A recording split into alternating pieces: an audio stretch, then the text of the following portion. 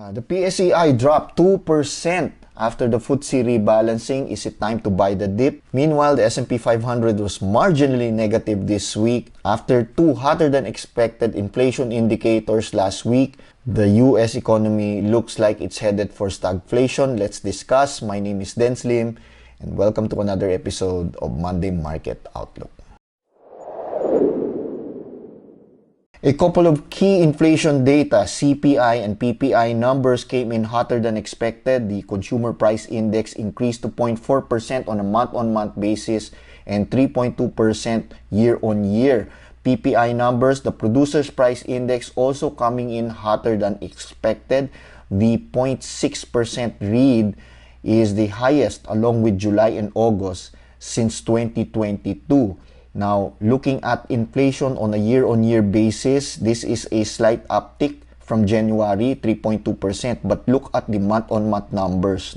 It's steadily growing up, which is a cause for concern. Putting this in context, alongside with other indicators, GDP at around 3.1%, retail sales, a big drop in the last 2 months, unemployment rate steadily going up. Core PCE price index shooting up to 0.4%. The next core PCE reading will be at the end of March. So this is causing quite a concern for the Fed because inflation is going up, demand is going down. Why is inflation still going up? Right? We have copper prices breaking out of consolidation. We have oil prices also starting to creep up as it broke out of its $78 resistance. So things might not be looking good for the US economy. See how things can quickly change, right? We are starting to hear stagflation being mentioned here because as unemployment rate is going up, demand is going down, and inflation remains persistent. And remember that the yield curve has been inverted for the longest time, and in fact, it has broken its record inversion, 420 plus days already. And it doesn't even look remotely possible for the yield curve to uninvert just yet. So we will uninvert when we go below 1%.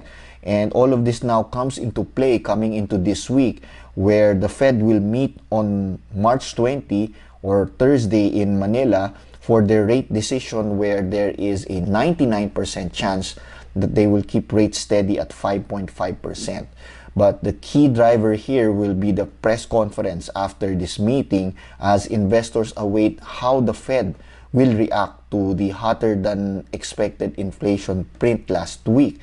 While everybody, everybody was betting on a June rate cut, but look at how the rate pause chances have significantly jumped from 26.6% to 40.9%. Remember, we started the year with the Fed adamant at 3 rate cuts and the market pricing in 6 to 7 rate cuts. But look at how that gap is starting to converge.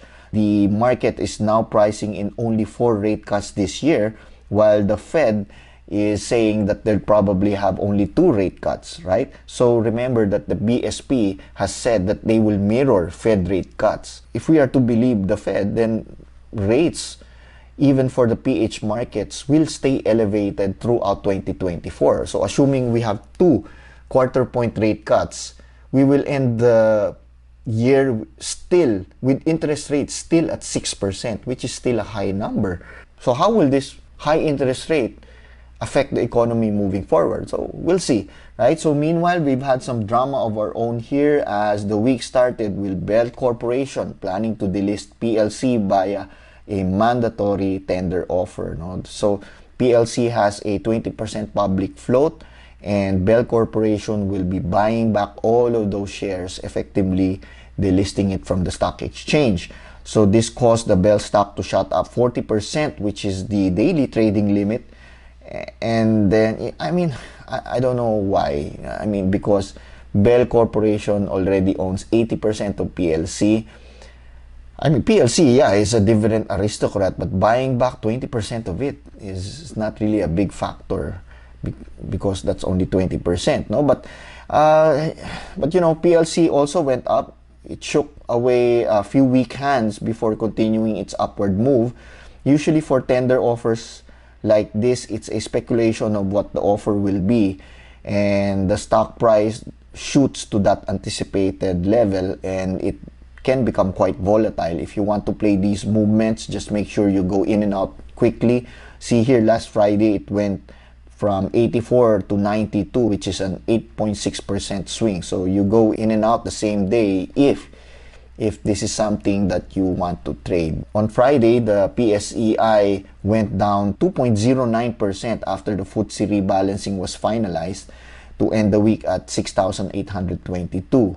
But it was a bit of a quiet week for the PSEI as we continue through earnings. Let's just quickly go through some of the highlights here. We have RLC, net income up 24%.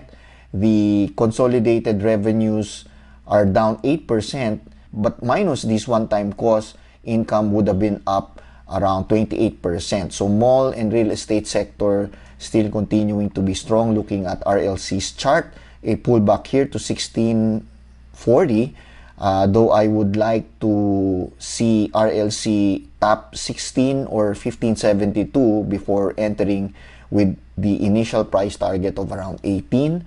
Manila Water reporting lower net income by 6%, but this was due to, again, to some one-time cost, and without these one-time costs, core net income would have been up 74%. So looking at Manila Water's chart, we did anticipate a pullback as this was the ex-date for their dividends. And again, I would wait like 1 or 2 weeks after the ex-date before buying more shares. Ideally, I want to buy if it goes down below 20 pesos at around 1950. If it does go down there, observe how it reacts to 2050 in the coming days. So we have Ayala Corporation, profit hitting record highs. Of course, this was off the back of BPI and Ali. Disappointing results from ASEN and Globe continues to be a drag for AC. And if we look at AC's chart, price movement has recently stayed along the 660 to 727 zone. Should you pick up AC shares here, set a stop loss at 655. Watch out for 695 here, which I think is still a significant resistance point.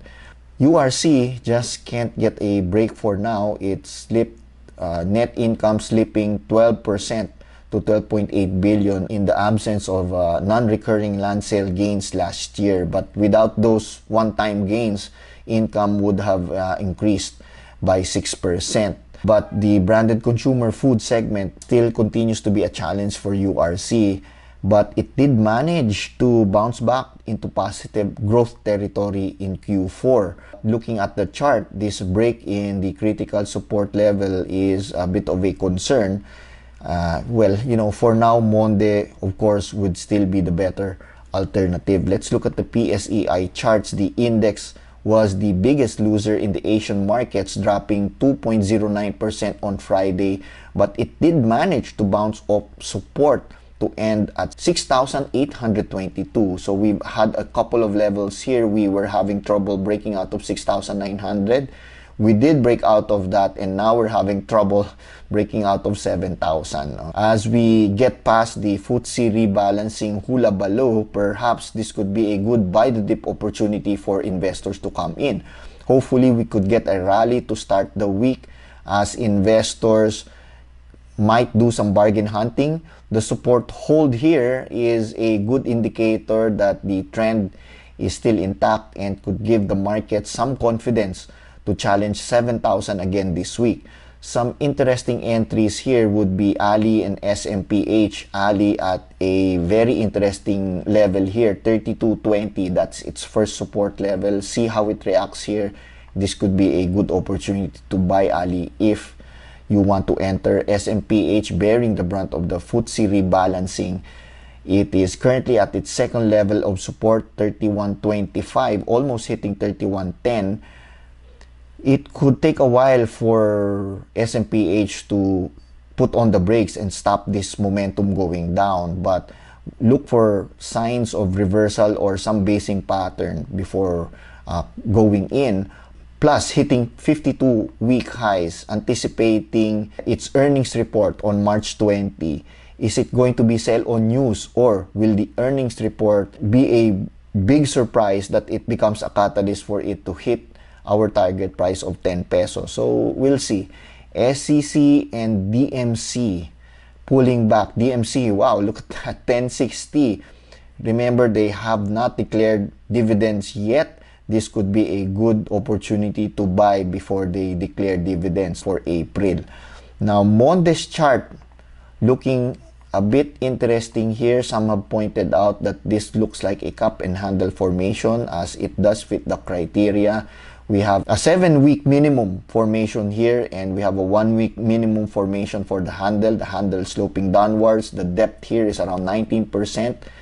It is above the 200 EMA line, so it does fit the criteria. Ideal entry for cup and handle formation would be at 1084. So what do you guys think, right? Moving on, C-REIT at 264, interesting level here as we are watching its reaction at 263. There are not a lot of buying opportunities for C-REIT recently.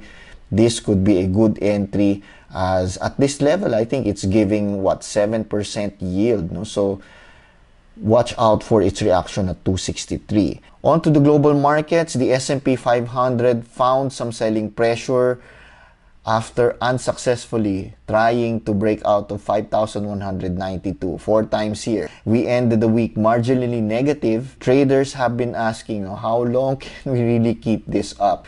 As long as the S&P 500 stays above the 20-day EMA, pullbacks here present buy the dip opportunities that, translate into bigger rally. At this point, this is still a higher low, so the trend is still intact. Zooming out to the 4-hour chart, see, we are still going up, right? So there's no reason to believe that the trend has broken.